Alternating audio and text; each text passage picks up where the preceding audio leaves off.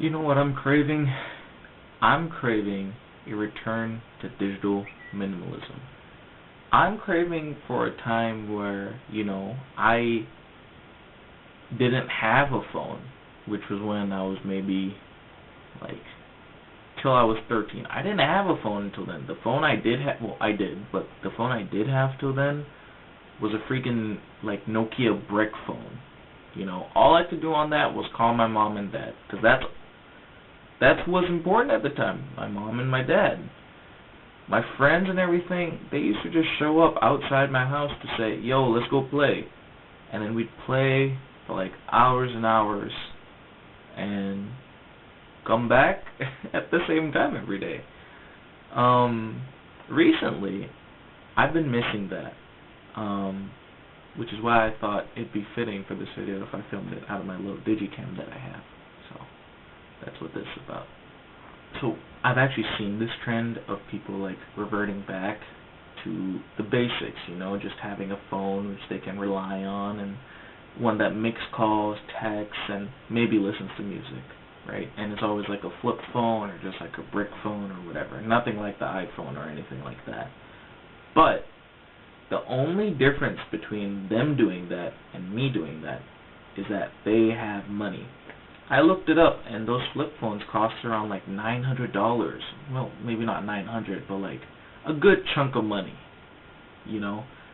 Something that I just don't have to spare. So why does it cost more money for me to like revert back to something that does less than what my iPhone does? It just doesn't make sense to me.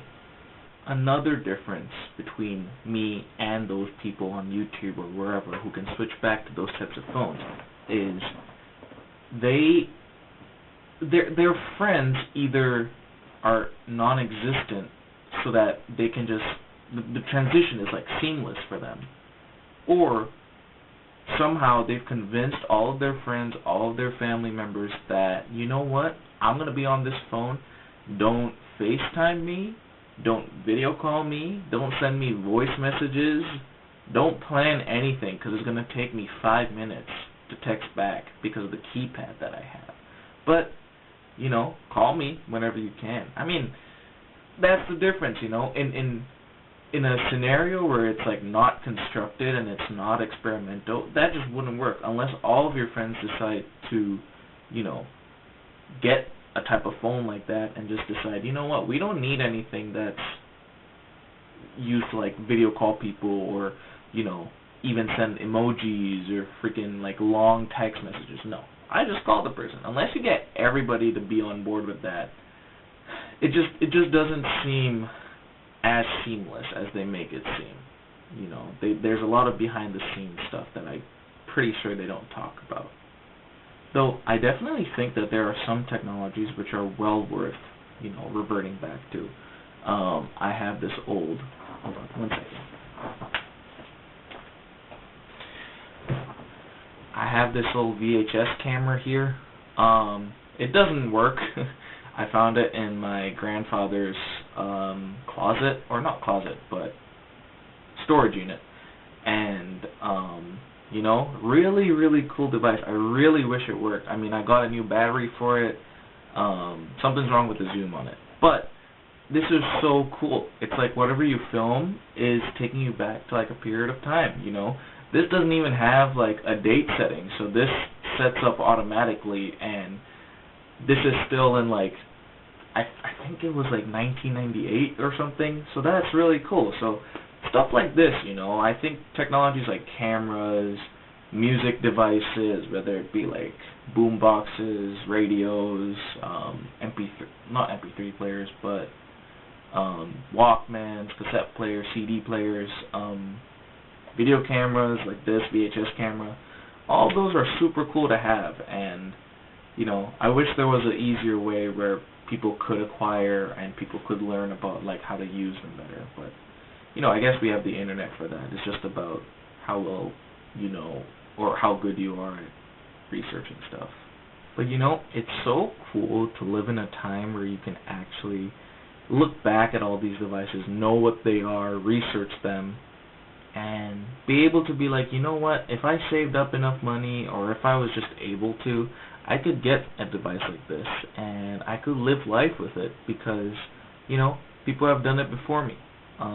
It's just really cool to have that opportunity in this day and age. I like older but not super old tech to the point where it's still usable without costing an arm and limb. So yeah, it is very nice to live in a time where you can actually acquire these pretty easily actually, and play around with them.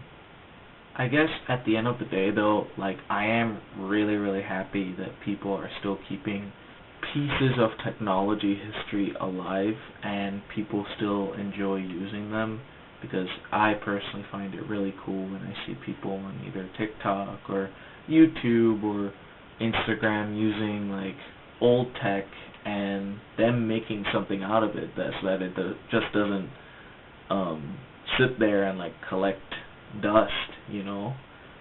It's really nice, people preserving the past. And I guess another thing was I just really wanted to record with this Digicam. I neglect it sometimes. It's so easy to just take out your phone and shoot a video or take a photo, but it's not like a film camera where you have to wait for film to get developed. But you can't see the full quality of the photo looking at the screen of this Digicam. You'd still have to upload it to your laptop. So there's a sense of delayed gratification. What I was trying to say is, no, I'm really glad that digital minimalism is an actual thing. I'm glad that people are enjoying themselves with it, and I just thought it'd make a good thought piece of a video. So anyway, thanks.